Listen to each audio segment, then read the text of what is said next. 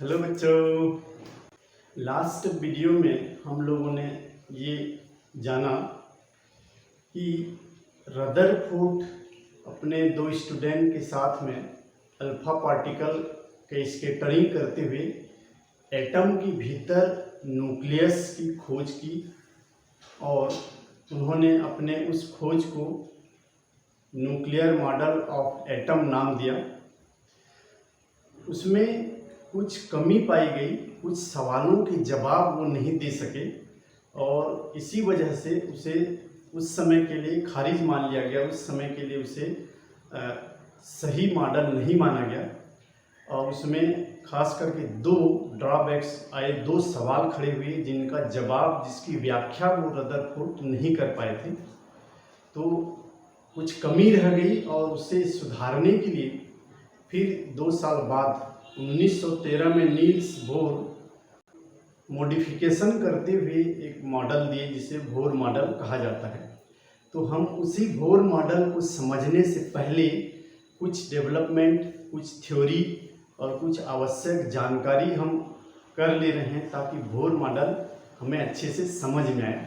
तो इसी क्रम में हम आज देखेंगे विद्युत चुंबकीय तरंगें या विद्युत चुंबकीय विकिरण, इलेक्ट्रोमैग्नेटिक वेव्स और इलेक्ट्रोमैग्नेटिक रेडिएशन, जो कि जेम्स क्लार्क मैक्सवेल ने सजेस्ट किया था, बताया था और उन्होंने इसकी खोज की थी। सबसे पहले क्या होता है ये देखेंगे, उसके बाद इनकी कैरेक्टरिस्टिक देखेंगे, इनकी क्या विशेषताएं होती हैं, क्या लक्षण होते हैं, और उसके बाद हम लोग देखेंगे इस प्लैंक का एक महत्वपूर्ण सिद्धांत। देखिए, जब कभी भी हम धूप में खड़े होते हैं तो हमें गर्मी का एहसास होता है, हमें हीट मिलता है, हमारा शरीर या कोई भी वस्तु गर्म होने लगता है। और छांव में चले जाते हैं तो हमें गर्मी का एहसास नहीं होता। इसी तरह से कोई हीटर जल रहा होता है या कोई आग जल रहा होता है, कोई अंगारा धधक रहा होता है, तो उसके पास जाने पर हमें गर्मी का एहसास होता है। रूम में कोई बहुत ज़्यादा वोल्टेज का कोई हेलोजन बल्ब वगैरह लगा दें तो रूम गर्म हो जाता है। तो इन्हीं सब के पीछे का जो रीजन है वही है इलेक्ट्रोमैग्नेटिक रेडिएशन। वो सारे स्रोत जिससे हमें लाइट मिल रहा है, वो सारे स्रोत जो गर्म होते हैं, तो हॉट बॉडी से एक रेडिएशन निकलता है, एक तरंगे निकलती हैं, एक विकिरण निकलता है, वही विद्युत चुंबकीय विकिरण कहलाते हैं। मैक्सवेल ने इसकी खोज की और उन्होंने कहा कि यही विद्युत चुंबकीय तरंगे हैं। सूर्य से आने वाली जो हम जिसको धूप बोलते हैं, वो एक्चुअल में विद्युत चुंबकीय तरंगे हैं। बल्ब जल रहा है तो वहाँ से विद्युत चुंबकीय तरंगे निकल रहे हैं। कोई मोमबत्ती जल रहा है, दिया जल रहा है, तो वहाँ से विद्युत चुंबकीय विकिरण निकल रहे हैं। कोई भी लाइट सोर्स जो है या कोई भी रेडिएशन इमिट करने वाला पदार्थ, वहाँ से कोई न कोई एक विकिरण छोड़ता है जिसे हम विद्युत चुंबकीय तरंगे या विद्युत चुंबकीय विकिरण कहते हैं। अब इन्हें इलेक्ट्रोमैग्नेटिक रेडिएशन क्यों कहा गया, विद्युत चुंबकीय तरंगे ही क्यों कहा गया? क्योंकि ये जिस सोर्स से निकलते हैं, तो जैसे ही वो निकलते हैं, संचरित होते हैं, फैलते हैं, तो अपने साथ में वो अपने चारों तरफ इलेक्ट्रिक फील्ड और मैग्नेटिक फील्ड बना करके चलते हैं। ये सिर्फ एक लाइन के रूप में ऐसा नहीं आते, ये विकिरण अपने चारों तरफ इलेक्ट्रिक और मैग्नेटिक फील्ड बनाते हुए चलते हैं। जैसे कोई राजा जब निकलता है तो अपने चारों तरफ इतने सारे ताम झाम और सैनिकों को साथ में लेकर के चलता है, वैसे ही ये विकिरण अपने साथ में इलेक्ट्रिक और मैग्नेटिक फील्ड बनाते हुए चलते हैं। तो सन से जो भी रेस आ रही है उसमें ढेर सारे इलेक्ट्रिक और मैग्नेटिक फील्ड है। ये लाइट से जो हमें प्रकाश निकल के आता हुआ दिख रहा है या लग रहा है, तो इसमें भी इलेक्ट्रिक और मैग्नेटिक फील्ड बनाते हुए वो विकिरण इधर आ रहे हैं। कोई भी हॉट बॉडी से गर्मी हमको एहसास होता है तो वो अपने साथ इलेक्ट्रिक और मैग्नेटिक फील्ड बना करके इस तरह से आ रहा है। ये बात अलग है कि वो इलेक्ट्रिक और मैग्नेटिक फील्ड इतने ज़्यादा इंटेंसिटी के नहीं होते हैं और एक दूसरे को कैंसिल आउट कर देते हैं, इसलिए हमें किसी प्रकार का एहसास नहीं होता, किसी प्रकार का कोई प्रभाव दिखाई नहीं देता है। लेकिन इलेक्ट्रिक और मैग्नेटिक फील्ड बनाते हैं, ये साइंटिफिक फैक्ट है। और वो इलेक्ट्रिक और मैग्नेटिक फील्ड एक दूसरे के लंबवत होते हैं, उसके संचरण की दिशा के भी लंबवत होते हैं। ये देखिए इस तरह से बताने का प्रयास किया गया है। तरंगे यदि ऐसे इस दिशा में जा रही हैं तो मैग्नेटिक फील्ड या तो इसके अपोजिट 90 डिग्री ऊपर की ओर होगा, तो यदि ये ऐसा है और यदि दिशा ऐसा है तो उसका मैग्नेटिक फील्ड इस तरह से आएगा। जो ये हम पढ़ते हैं बाएं हाथ का नियम वाला, यदि ये तरंग के संचरण की दिशा है तो इलेक्ट्रिक फील्ड इधर है तो मैग्नेटिक फील्ड इधर होगा, या मैग्नेटिक फील्ड ऐसा है तो इलेक्ट्रिक फील्ड ऐसा होगा। तीनों एक दूसरे के लंबवत होते हैं। तो इस तरह से अपने साथ इलेक्ट्रिक और मैग्नेटिक फील्ड लेकर के वो चलते हैं, इसलिए इसको इलेक्ट्रोमैग्नेटिक रेडिएशन कहा गया।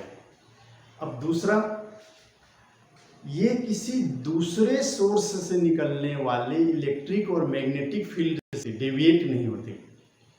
इन्हें दूसरे इलेक्ट्रिक और मैग्नेटिक फील्ड का कोई प्रभाव नहीं पड़ता है। अगर ऐसा होता तो जैसे मोबाइल तरंग है, मोबाइल तरंग एक इलेक्ट्रोमैग्नेटिक रेडिएशन है, तो मोबाइल तरंग हमारे पास आ रहा है, रेडियो की तरंगें आती हैं, टीवी का सिग्नल जो आता है, सब इलेक्ट्रोमैग्नेटिक रेस हैं। तो ये आ रहे हैं, कंटिन्यूअस आ रहे हैं। तो यहाँ पर कहीं पर बिजली के वायर गए हुए हैं, कहीं पर कोई बड़ा मैग्नेट भी है, तो यदि ये मैग्नेटिक और इलेक्ट्रिक फील्ड से प्रभावित होते तो हम मोबाइल तरंगों को और रेडियो तरंगों को, टीवी सिग्नल्स में जो तरंग हम प्राप्त कर रहे हैं वो बार बार डिस्टर्ब होता और वो हमारे कोई काम का होता ही नहीं। तो इसी से ये सिद्ध होता है कि ये इलेक्ट्रोमैग्नेटिक रेडिएशन किसी दूसरे मैग्नेटिक या इलेक्ट्रिक फील्ड से किसी प्रकार से प्रभावित नहीं होते। तीसरी पॉइंट हम इसमें देखेंगे, तो इनको संचरित होने के लिए, फैलने के लिए, एक स्थान से दूसरे स्थान तक ट्रेवल करने के लिए किसी प्रकार के मीडियम की आवश्यकता नहीं है। ना इन्हें एयर चाहिए और ना ही कोई और माध्यम नहीं चाहिए, ना कोई लिक्विड चाहिए, ना कोई सॉलिड चाहिए, ना कोई माध्यम की जरूरत नहीं है। वो बिना किसी माध्यम से ट्रेवल करते हैं, बिना किसी माध्यम से फैलते हैं, और इनकी जो चाल है वो प्रकाश की चाल के बराबर होता है, अर्थात 3 × 10⁸ मीटर प्रति सेकेंड की स्पीड से ही ट्रेवल करते हैं। इनका स्पीड वही होता है जो लाइट की स्पीड है। एक्चुअल में लाइट की स्पीड जो हम बोल रहे हैं वो वही लाइट में ही ये तरंगे हैं। तो लाइट स्पीड बोलो चाहे इन रेडिएशन की स्पीड बोलो, बात एक ही है। अगला पॉइंट है, ये स्रोत पर निर्भर नहीं करते हैं। इलेक्ट्रोमैग्नेटिक रेडिएशन जो है पूरी तरह से इंडिपेंडेंट ऑफ सोर्स होते हैं, चाहे वो बल्ब से निकल के आ रहे हों, चाहे वो सन से रेडिएशन आ रहे हों, चाहे कोई अंगारे से निकल रहा हो, चाहे कहीं से भी किसी भी स्रोत से निकले, ये इलेक्ट्रोमैग्नेटिक रेडिएशन वैसे ही होते हैं, वही नेचर के होते हैं, वही प्रॉपर्टी होता है। और ख़ास बात है, ये आवेश रहित होते हैं और एनर्जी कैरियर होते हैं। आवेश रहित होता है, इनमें किसी प्रकार का कोई चार्ज नहीं होता है, इसीलिए तो दूसरे मैग्नेटिक या इलेक्ट्रिक फील्ड से ये कोई प्रभावित नहीं होते हैं। यदि इनमें कोई चार्ज होता तो वो धनावेशित या ऋणावेशित इलेक्ट्रिक फील्ड पर आते ही वो डेविएट हो जाते, प्रभावित पड़ता, मैग्नेटिक फील्ड से भी प्रभावित हो जाता। तो ये स्वयं किसी भी प्रकार से चार्ज से रहित होते हैं, कोई चार्ज इसमें नहीं होता है, न्यूट्रल होते हैं। तो इस बिंदु से यदि हम कुछ एग्जाम्पल सोचें, जैसे कि कैथोड किरण जो कि नेगेटिव इलेक्ट्रॉन युक्त किरणें हैं, ऋणावेशित नेचर के होते हैं, तो क्या कैथोड किरण इलेक्ट्रोमैग्नेटिक वेव्स हो सकते हैं? नहीं, क्योंकि वो ऋणावेशित है, मतलब वो विद्युत चुम्बकीय तरंगे नहीं हैं, वो एक दूसरे प्रकार के रेडिएशन है, तरंग में आएंगे। इसी तरह से अल्फा पार्टिकल या अल्फा रेडिएशन तो हम क्या इलेक्ट्रोमैग्नेटिक रेडिएशन कहेंगे? तो उसे भी इलेक्ट्रोमैग्नेटिक रेडिएशन नहीं कहा जाएगा, क्योंकि अल्फा रेज जो होते हैं वो 2 इकाई धनावेशित कणों का एक रेस है। तो इस तरीके से जो रेस आपको ये जानने को मिले या सुनने को मिले कि इसमें कोई प्रकार का चार्ज होता है तो वह इलेक्ट्रोमैग्नेटिक रेस में इंक्लूड नहीं किया जाएगा, वो एक दूसरी कैटेगरी के रेस कहे जाएंगे। तो इस तरीके से ये सभी इसके कैरेक्टरिस्टिक्स कहे जा सकते हैं, विशेषता कहे जा सकते हैं, लक्षण कहे जा सकते हैं। और ख़ास बात है कि ये ऊर्जा के वाहक है। हमें जो गर्मी का एहसास हो रहा है वो ऊर्जा ट्रांसमिट कर रहे हैं वहाँ से। हाँ, यही इलेक्ट्रोमैग्नेटिक रेडिएशन ही एक बॉडी से दूसरे बॉडी में, एक स्थान से दूसरे स्थान में एनर्जी को ट्रांसफ़र करते हैं, एनर्जी का ट्रांसपोर्टिंग करते हैं। तो ऊर्जा के वाहक हैं, एक जगह से दूसरी जगह तक ऊर्जा को फैलाते हैं। अब देखिए, चूंकि यह हम एक विकिरण को तरंग के रूप में इसको देख रहे हैं, या इसे कहा जाता है electromagnetic wave, EMR electromagnetic radiation, EMW, ठीक है। ये BMW महंगा कार नहीं है, EMW है, ये महंगा रेडिएशन है। तो इनमें कुछ टर्म और हम सीख लेते हैं। चूंकि तरंग है तो उसमें वेव लेंथ होना चाहिए। वेव लेंथ क्या होता है, इसको जरा हम समझाते हैं आपको। तरंग दैर्घ्य जिसको हम कहते हैं, तरंग दैर्घ्य, इसको ग्रीक लेटर लैम्डा से इसको डिनोट करते हैं। लैम्डा है, मानो वाई को थोड़ा उल्टा कर दिया गया हो, ये लैम्डा है। तो तरंग दैर्घ्य क्या होता है, इस तरह से जब विकिरण चलते हैं तो इसको हम कहते हैं तरंग के रूप में चल रहे हैं। तरंग में ये जो ऊपर की ओर जितने ऊंचाई तक ये ऐसा फैल रहे हैं, ऐसे ऊंचाई वाले सभी को कहा जाता है श्रृंग। और ये नीचे की ओर जितने फैल रहे हैं इसको कहा जाता है गर्त।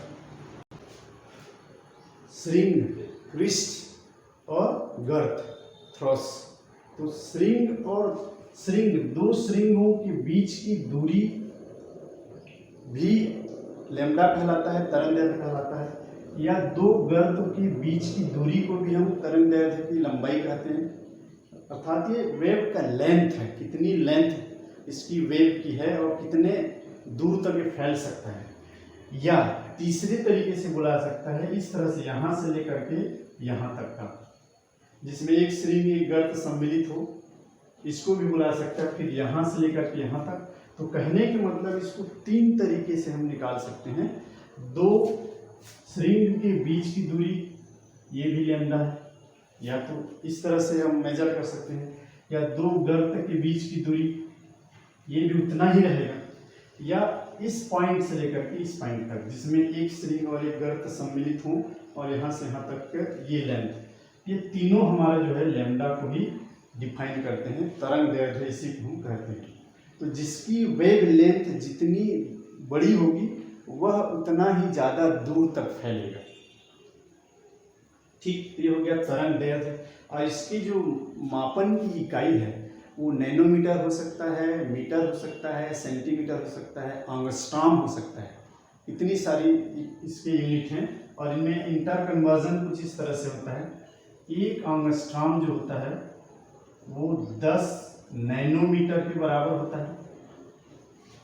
या इसको यदि हम मीटर में लिखना चाहें तो 10 की घात ऋण 10 मीटर लिख सकते हैं। और यदि इसको सेंटीमीटर में लिखना चाहें 10 की घात ऋण 8 सेंटीमीटर हम इसको लिख सकते हैं। कोई न्यूमेरिकल क्वेश्चन सॉल्व करते समय एंगस्ट्रॉम में दिया रहेगा और मीटर में कन्वर्ट करना पड़ेगा, तो इतने का उसमें गुणा कर देते हैं। सेंटीमीटर में कन्वर्ट करना होगा तो इतने गुणा कर देंगे, नैनोमीटर में कन्वर्ट करना होगा तो इतने गुणा कर देंगे। कई बार नैनोमीटर में दिया रहता है, उसको हमको चेंज करना पड़ता है। तो इस तरह से हम लोग 1 नैनोमीटर बराबर भी हम लोग कन्वर्ट कर सकते हैं। 10 की घात ऋण 9 मीटर हो जाएगा सेंटीमीटर। तो इस तरह से हमको इंटर कन्वर्जन भी आना चाहिए ताकि कुछ न्यूमेरिकल क्वेश्चन हम सॉल्व कर सकें। तो ये है तरंग दैर्घ्य के संबंध में उसका डेफिनेशन, उसको कैसे हम मेजर करते हैं और उसके यूनिट्स क्या क्या हैं। दूसरा हम लोग देख लेते हैं फ्रीक्वेंसी, आवृत्ति। ये देखिए, ये है फ्रीक्वेंसी, इसको हम लोग हिंदी में कहते हैं आवृत्ति। और इस आवृत्ति को ग्रीक के ही एक लेटर नू नू बोला जाता है, नू। और इसको ऐसे लिखते हैं, हल्का भी जैसे मिलता जुलता है, ऐसा इंग्लिश लेटर भी मिलता जुलता, तो इसको बोलते हैं फ्रीक्वेंसी नू। तो नू ये क्या है, फ्रीक्वेंसी क्या है। इस पॉइंट पर यदि हम रख दें तो 1 सेकंड में कितनी तरंगें इस तरह से फटाफट फटाफट फटाफट गुजर के जाएंगी। तो वही प्रति सेकंड किसी बिंदु से गुजरने वाले तरंगों की संख्या, या कई बार कोई वाइब्रेट होता है तो वहाँ से भी उस कंपन को भी हम एक तरंग के रूप में देखते हैं। तो कंपन की संख्या देखेंगे, प्रति सेकंड कितने कंपन कर रहा है, वो उसकी फ्रीक्वेंसी कहलाता है। और फ्रीक्वेंसी की इकाई होती पर सेकंड, या पर सेकंड को हर्ट्ज से भी लिखा जाता है। फ्रीक्वेंसी की इकाई हो जाता है 1/सेकंड, या इसको लिख सकते हैं हम लोग सेकंड इनवर्स पर सेकंड रूप में। फ्रीक्वेंसी की इकाई पर सेकंड या हर्ट्ज से बोला जाता है। तीसरी हम देखते हैं वेलोसिटी, विद्युत चुंबकीय तरंगों का वेग किस तरह से हम निकाल सकते हैं, कितनी वेग से वो जा रहा है कहने से, वो डिपेंड करता है इन दोनों की वेव लेंथ कितना है और उसकी फ्रीक्वेंसी कितनी है। इन दोनों को गुणा कर देने से उसका वेलोसिटी बनता है। तो ये जो वेग है v, चूंकि प्रकाश की चाल से चलते हैं इसलिए इसको हम प्रकाश की चाल को c से लिखा जाता है, स्पीड ऑफ लाइट को c से। तो यहाँ पर भी हम लोग विद्युत चुंबकीय तरंगों के वेलोसिटी को v ना लिख करके c लिखते हैं। तो ये हो जाता है लैम्डा और न्यू की गुणनफल के बराबर होता है। अब यहाँ से हम चाहें तो न्यू बराबर लिख सकते हैं c/λ, या हम लिख सकते हैं इसको, अब इसका यूनिट क्या होगा, ये लैम्डा का मीटर में हम लेते हैं और फ्रीक्वेंसी का पर सेकंड है, तो मीटर पर सेकंड, SI में SI मात्रा में मीटर पर सेकंड आ जाएगा। तो ये तो हो गया डेफिनेशन ऑफ इलेक्ट्रोमैग्नेटिक वेव और उसके कैरेक्टरिस्टिक्स और उनसे संबंधित उनकी फ्रीक्वेंसी, वेवलेंथ और वेलोसिटी। अब मैं आपको इसके प्रकार बता दे रहा हूँ, या कौन कौन से इलेक्ट्रोमैग्नेटिक रेडिएशन हैं और उनकी कुछ रेंज हैं, उनकी तरंग दैर्ध्य की और फ्रीक्वेंसी की कुछ रेंज है। उस रेंज के आधार पर इनको अलग अलग इलेक्ट्रोमैग्नेटिक रेडिएशन का नाम दिया गया है। उसका एक लिस्ट बना दे रहा हूँ मैं। ये देखिए, सभी विद्युत चुंबकीय विकिरणों का एक लिस्ट ऐसा बना दे हूँ, पूरा निचोड़ है इसको 2-4 बार देख लिए, 2-4 बार स्टडी कर लेंगे, कभी नहीं भूलेंगे, बिल्कुल आसान तरीके से आपको समझ में आ जाएगा। ये पूरे के पूरे विद्युत चुंबकीय विकिरण देखिए पूरा। ये जो क्रम बनाया हुआ है, इस क्रम में भी कुछ खासियत है, एक विशेष क्रम में इसको जमा दिया गया है। देखिए, ऊपर से नीचे की ओर आने पर तरंग दैर्ध्य घटती जा रही है। सबसे ऊपर वाले की तरंग दैर्ध्य सबसे ज़्यादा, उससे कम कम कम कम कम होते हुए सबसे नीचे वाले का तरंग दैर्ध्य सबसे कम होता है। लैम्डा तरंग दैर्ध्य की घटती हुई क्रम में है। और अब आप जानते हैं कि तरंग दैर्ध्य जो है वो फ्रीक्वेंसी या एनर्जी के उल्टा होता है। तो तरंग दैर्ध्य घट रहा है मतलब इनकी एनर्जी बढ़ती हुई क्रम में है या फ्रीक्वेंसी बढ़ती हुई क्रम में है। तो ऊपर से नीचे की ओर चलने पर इनकी एनर्जी बढ़ रही है, वेवलेंथ घट रही है। और जो जितना ज़्यादा एनर्जेटिक होगा, जितनी ज़्यादा ऊर्जा होगी, वो हमारे लिए उतना ही हानिकारक होता है। इसीलिए ऊपर से नीचे चलने पर हमारे लिए ये खतरा होते जा रहे हैं, खतरनाक होते जा रहे हैं, हमारे लिए हानिकारक है। तो सबसे पहले मैं सभी का कुछ कॉमन बातें पहले बता दूं, उसके बाद पर्टिकुलर पे आएंगे। इन सभी का मेन सोर्स जो है वो सन, सूर्य है। सूर्य से ही सारी की सारी विकिरणें निकलती हैं। सबसे बड़ा स्रोत सूर्य है। इसके अलावा कुछ छोटे स्रोत और हैं जो पर्टिकुलर पर हम आएंगे तब बताएंगे। अब देखिए, ऊपर से नीचे की ओर चलने पर यहाँ से यहाँ तक जो विजिबल रेंज है, यहाँ तक का जो इनका एनर्जी है, इनका जो फ्रीक्वेंसी है वो कम है, हमारे लिए हानिकारक नहीं है, बहुत ही कम है। वैसे ही दृश्य विजिबल से नीचे वाले भी अदृश्य हैं। जो हमारे लिए हानिकारक है, खतरनाक है। ये भी हमें देखने में कोई मदद नहीं करते हैं। इनमें कोई चमक नहीं होता है, ना इनमें कोई रंग नहीं होता है, ना चमक नहीं होता है इनमें। सिर्फ ये एनर्जी रिलीज करते हैं। दृश्य के ऊपर भी अदृश्य किरणें कहे जाते हैं, और दृश्य के नीचे वाले जितने यहाँ पर इस क्रम में जो नीचे हम कह रहे हैं वो भी अदृश्य होते हैं। सबसे पहले देखते हैं रेडियो वेव्स। ये वही रेडियो वेव्स हैं जिससे हम रेडियो, टीवी, एफएम चलाते हैं। रेडियो तरंगे बिल्कुल भी हानिकारक नहीं है, हमारे चारों तरफ फैले हुए हैं, हमको कोई प्रभाव नहीं पड़ता है। इनको कहा जाता है भूकंप, सुनामी वगैरह, जब धरती में कंपन होता है बहुत ज़्यादा, तो वहाँ से भी ये रेडियो वेव्स निकलते हैं, जनरेट होते हैं। अब वैसे तो सूर्य से ही आते ही हैं। ये हो गया। सबसे ज़्यादा वेव लेंथ इसी का होता है, सबसे ज़्यादा वेव लेंथ रेडियो का, इसीलिए दूर दूर तक रेडियो सिग्नल फैले होते हैं, दूर दूर तक एफएम वगैरह चलते हैं। अब दूसरा आता है हमारा माइक्रोवेव्स, सूक्ष्म तरंगे। ये भी मोबाइल तरंगे हैं, ये भी रेडियो तरंगे हैं, यही टीवी के सिग्नल हैं हमारे माइक्रोवेव्स। और माइक्रोवेव ओवन जो होता है, जिसमें कुछ टोस्ट बेकरी वगैरह बनाया जाता है, वो माइक्रोवेव ओवन में यही सूक्ष्म तरंगे होती हैं। ये सभी बहुत ही कम हानिकारक हैं, बहुत कम। लेकिन मोबाइल तरंगों के बारे में आप जान रहे हैं कि बहुत ज़्यादा जब होते जा रहा है, तो ये फिजिकली तो कोई हमको हानि नहीं पहुंचाता है, लेकिन मानसिक बीमारी पैदा कर रहा है, ऐसा साइंटिस्ट कह रहे हैं। और हम सब भी शायद धीरे धीरे एहसास कर रहे हैं कि बहुत ज़्यादा मोबाइल तरंगों से, मोबाइल वेव से हमारे दिमाग पर असर हो रहा है।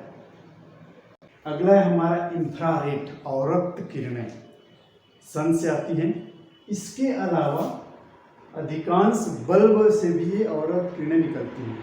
इन अवरक्त किरणों की खासियत बता दूं मैं, जो भी हम धूप से, सनलाइट से जो गर्मी का एहसास करते हैं, ये गर्मी इसी अवरक्त विकिरण से प्राप्त होता है। और बल्ब में भी होता है, इसीलिए बल्ब से भी हमको गर्मी का एहसास होता है। तो जो हीट हम लोग महसूस करते हैं किसी भी विकिरण से, मतलब वहाँ पर अवरक्त विकिरण हैं। अवरक्त विकिरण हमको गर्मी का एहसास दिलाते हैं। अगला है हमारा दृश्य तरंगे। इस पर मैं स्टार चिन्ह लगाया है। बहुत ही खास तरंगे हैं, विजिबल रेस। इसी के भीतर हमारे सातों रंग समाये हुए हैं। दृश्य तरंगे कहने से ये बहुत सारे तरंगों का, बहुत सारे विद्युत चुम्बकीय विकिरणों का एक पैकेट है, जो कि इस क्रम में है विब्ग्योर। आप सभी को पता होगा, violet, indigo, blue, green, yellow, orange, red. बेजानीह पिनाला, हिंदी में बेजानीह पिनाला। इनका वेव लेंथ मैं लिख दिया हूँ, सिर्फ इन्हीं का लिखा हूँ, बाकी का वेव लेंथ वैसे रट के रखने का कोई फायदा नहीं है। इनका हमको जानना चाहिए। तो 3600 एंगस्ट्रॉम से 7600 एंगस्ट्रॉम के बीच में होता है। कुछ किताबों में इसको 3500 से 7500 एंगस्ट्रॉम के बीच भी लिखा होता है। कुछ में 3800 से लेकर के 7800 का रेंज लिखा होता है। तो हम एक एवरेज लिखते हैं, 3600 से 7600 एंगस्ट्रॉम के बीच में होता है। जो इस क्रम में वायलेट का 3600 एंगस्ट्रॉम है और रेड का 7600 एंगस्ट्रॉम है। मतलब ये तो नीचे से ऊपर की ओर विब्ग्योर लिखा था इस तरीके से, VIBGYOR, ये देखिए। तो ये इसी लैम्डा के घटते हुए क्रम में है। तो सबसे ज़्यादा जो तरंग दैर्घ्य है वो रेड का है, फिर घटते घटते घटते वायलेट है। तो ये जो रेड का है ये 7600 है, और ये वायलेट का 3600 है। और इधर वालों का 7600 से ऊपर है सबसे ज़्यादा इसका, फिर घटते घटते घटते गया और यहाँ पर 7600 आया, फिर घटते घटते घटते घटते जा रहा है तरंग दैर्घ्य, और ये 3600 हुआ। और इसके बाद इधर का सभी का तरंग दैर्घ्य 3600 से कम का है। तो इस तरह से है ये, यही है हमारी सतरंगी दुनिया। इसी विजिबल तरंगों में 7 रंग हैं, और ये हम इनकी खासियत है, ये दृश्य हैं, दिखते हैं, करते हैं, वस्तुओं को दिखाने में मदद करते हैं। इन्हीं से हम वस्तुओं को, चीज़ों को, दुनिया को देख पा रहे हैं। अगला है हमारा अल्ट्रा वायलेट रेस। पराबैंगनी किरणें। अब यहाँ से इधर सब हानिकारक होते जा रहे हैं। पराबैंगनी किरणें बहुत खतरनाक है हमारे लिए, धरती पर ये नहीं आते हैं। एक्चुअल में यहाँ से नीचे जो है वो ऊपरी वायुमंडल में सभी को अवशोषित कर लिया जाता है, सोख लिया जाता है और वहाँ से छन करके हमारे नीचे आते हैं, जो दृश्य और उससे ऊपर यहाँ जो लिस्ट हम बनाए हैं वो सभी हमारे धरातल पर आते हैं और ये ओजोन परत के द्वारा अवशोषित कर लिया जाता है। बहुत सुनते होंगे इसके बारे में, काफ़ी चर्चाएं होती हैं और हो रही हैं आजकल, क्योंकि ओजोन लेयर जो है वो छिद्र होते जा रहा है। तो पराबैंगनी किरणें हमारे नीचे आ जाएंगे तो हमारे स्किन को जला देंगे, हमारे लिए हानिकारक है, ये खतरनाक है। अब ये देखिए सूर्य से तो निकलती है, इसके अलावा जो वेल्डिंग करते हैं लोहे के, जो काम करने वाले जो फैब्रिकेशन होता है वहाँ पर देखिए जो जोड़ते हैं, सोल्डरिंग करते हैं ऐसा, तो वहाँ चिंगारी जो निकलता है उसमें औरत किरणें निकलती हैं।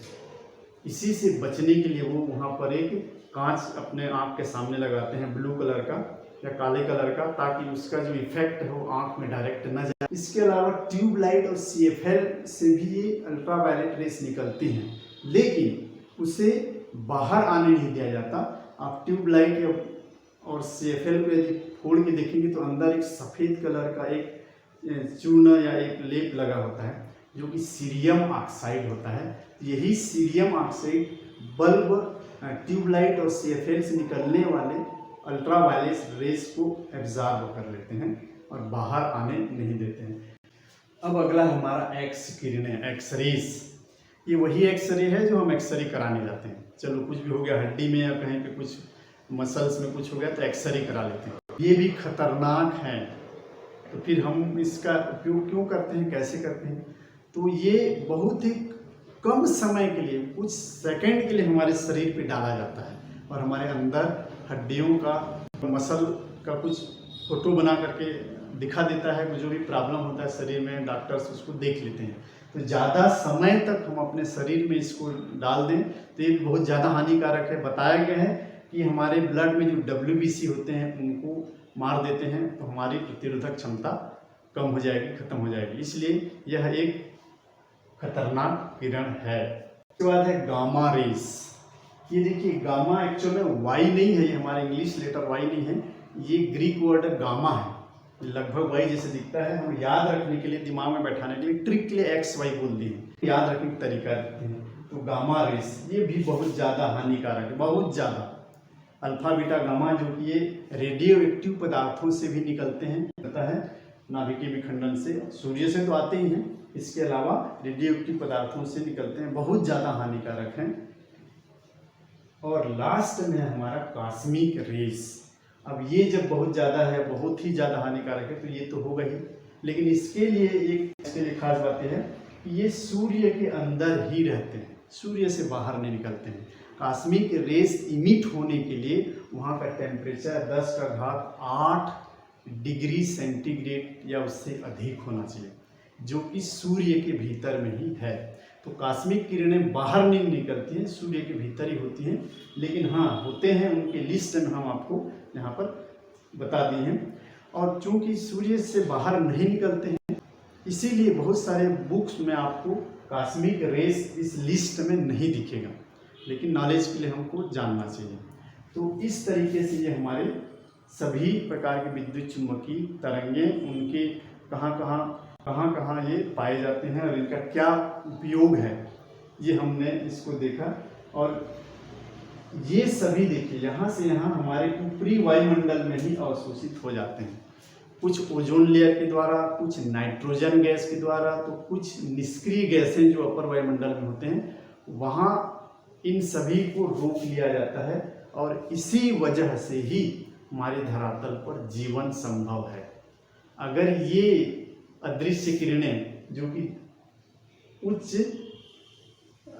ऊर्जा वाले होते हैं, यहाँ से नीचे, विजिबल से नीचे जितने हैं, ये यदि धरातल पर आ जाएंगे तो हमारा जीवन नष्ट हो जाएगा। अब आगे हम देखते हैं क्या इन विद्युत चुंबकीय तरंगों के संचरण के संबंध में, कितनी मात्रा में ऊर्जा कैसे ट्रांसफर होता है, इसका कोई तरीका है या कोई सिद्धांत बनाया गया है क्या? तो हाँ, बिल्कुल बनाया गया है। विद्युत चुंबकीय तरंगों के संबंध में प्लांक ने एक क्वांटम सिद्धांत दिया है, प्लांक का क्वांटम सिद्धांत। इसके लिए इन्हें नोबेल पुरस्कार दिया गया है। तो प्लांक का क्वांटम सिद्धांत क्या है? तो प्लांक कहते हैं कि ये जो विद्युत चुंबकीय तरंगे हैं, ये सिर्फ किरणें नहीं हैं, ये इनमें ऊर्जा संलग्न होता है। ये ऊर्जा के कैरियर हैं, ऊर्जा ट्रांसफर करते हैं एक स्थान से दूसरे स्थान तक। तो ऊर्जा ट्रांसफर करने का तरीका क्या है? वो कहते हैं कि ऊर्जा जो है वो सतत नहीं होता है। ऊर्जा एक पैकेट में ये ट्रांसफर करते हैं, बंडल में ट्रांसफर करते हैं। जैसे पानी को यदि हम ऐसे धार गिराएं तो पानी जो है वो सतत बहने लगता है। वो टुकड़ा में या बंडल में या छोटे छोटे अलग अलग बूंद में नहीं गिरता है, वो बिल्कुल सतत धारा बना करके गिरता है। और यदि कुछ ठोस पदार्थ को थोड़े गिराएं तो एकदम एक करके गिरेंगे फटाफट। तो कोई बंडल को, कोई बड़े ठोस को यदि हम एकदम फटाफट ऐसे फेंकें जो एक के पीछे आता चला जाए, तो वैसे ही ये जो विद्युत चुंबकीय तरंगे हैं, ये तरंगे ऊर्जा के बंडल के रूप में ऊर्जा को कैरी करते हैं। ऊर्जा का स्थानांतरण सतत नहीं होता है, बल्कि पैकेट के रूप में होता है। और इस पैकेट को क्वांटा या क्वांटम या फोटान कहा है। प्लांक साहब ने इसे फोटान नाम दिया है, जिसे एच न्यू से हम लिखते हैं, समझते हैं। और उसी को कहा जाता है ऊर्जा की मात्रा। कितनी मात्रा में ऊर्जा और किस तरीके से ट्रांसफर हो रहा है, इन सभी बातों को प्लांक साहब ने अपने क्वांटम सिद्धांत में दिया है। तो चलिए हम लोग देख लेते हैं प्लांक का क्वांटम सिद्धांत।